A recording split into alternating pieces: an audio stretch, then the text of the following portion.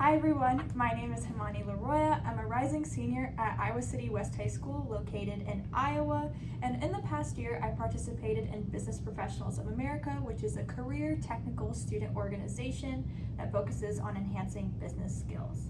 But today I'm going to give you my final pitch using the 11-section business model canvas that is utilized in this course. So let's get started. So let's start off with the problem statement. So in March 2020, the coronavirus was introduced to the United States. And as a result, I lost my favorite extracurricular ever, which was Bharatanatyam, or Indian classical dance. And despite what I lost from the pandemic, I noticed that many students also had losses of favorite extracurriculars or activities, and that there was a lack of extracurriculars in rural cities and in rural areas or inner cities before coronavirus and after coronavirus. So instead of looking at this as a problem, I decided to look at this as an opportunity to create RU Academy. RU Academy's value proposition is that we are an online dance academy that you can access through your mobile app and website. And through your mobile app and website, it can take you to Zoom meetings where the lessons will be conducted. There are 10 lessons in one workshop, and each of the lessons are an hour long. And this is an example of our MVP, which is our minimum viable product. So who is RU Academy for? RU Academy's target market is children ages 5 through 13 who are tech savvy enough to pursue learning a skill on an online platform. In addition to the children, their parents are busy enough to want to pursue an extracurricular online, and that they just don't really have enough time to drive their student to an extracurricular or wait for them, and this is who the customer segments are. So the main purpose of implementing customer discovery is figuring out if there's even a demand for your business or specific aspects of your business. So we found out that 66% out of 100 prospective customers surveyed receive information about their child's extracurricular through word of mouth. Once I have the information I discovered through customer discovery, I can choose to persevere, iterate, or pivot. And we chose to pivot, to spend more time establishing our reputation in network through our specific customer channels.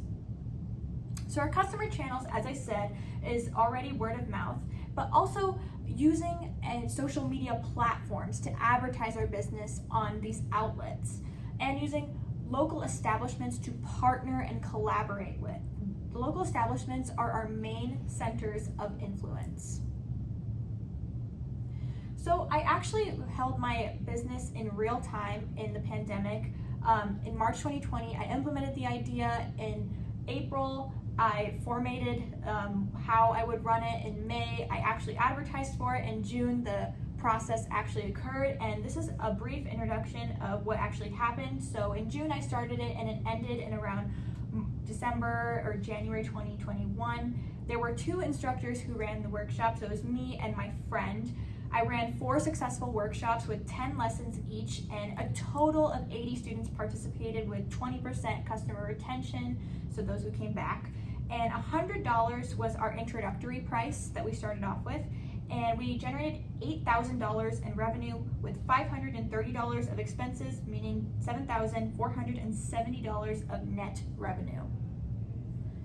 So once we have established through customer discovery and actually running the business, we have a customer base, a real customer base. So now what do we do with that customer base? Well, I devised that into 3 steps: how we would gain more customers, keep those customers, and then grow our general customer base. So gaining them, as I mentioned, we would advertise through our customer channels. Keeping them, we would provide newsletters, updates, emails about what the students are learning. Now this would just give more insight into their parents and adults of how the workshops work.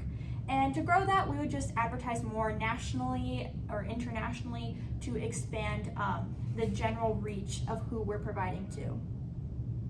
So additional revenue streams besides our main revenue, which is stemming from the general lessons, would be providing mini dance videos on TikTok, Instagram, YouTube, and other platforms, and you can actually get payment if you get enough views on these platforms.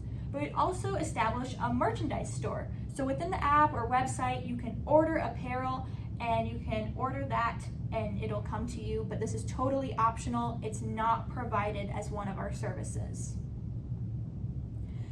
So here's our cost structure. As I said, our main revenue generates from the 10 lessons that we provide, and within those 10 lessons, we provide interactive games within the lessons, and this is just to maintain the short attention spans of the children.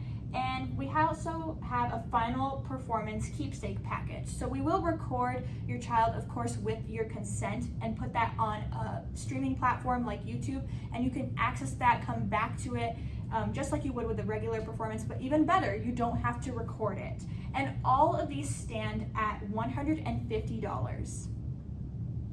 So our cost structure when thinking about our explicit costs would only be two things. We have low costs as we are an online business. So the first thing would be the $200 Zoom license. In order to run a business on Zoom, you need to purchase the license.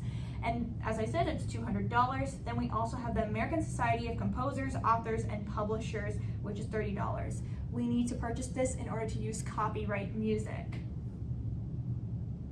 Here is our income statement. I'm going to be using an example of 20 students for both the income statement and the balance sheet, which is to come.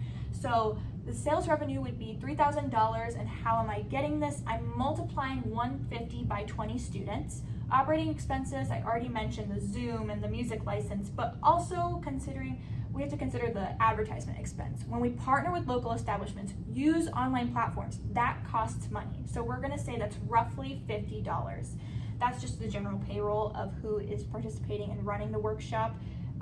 Total operating expense would be $1,355. Total revenue, again, 150 times 20 is $3,000, and our net income is $1,645.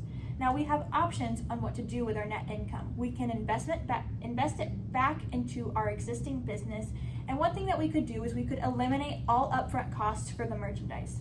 So we're just eliminating the cost of us providing that merchandise, but the customer still would have to pay for it.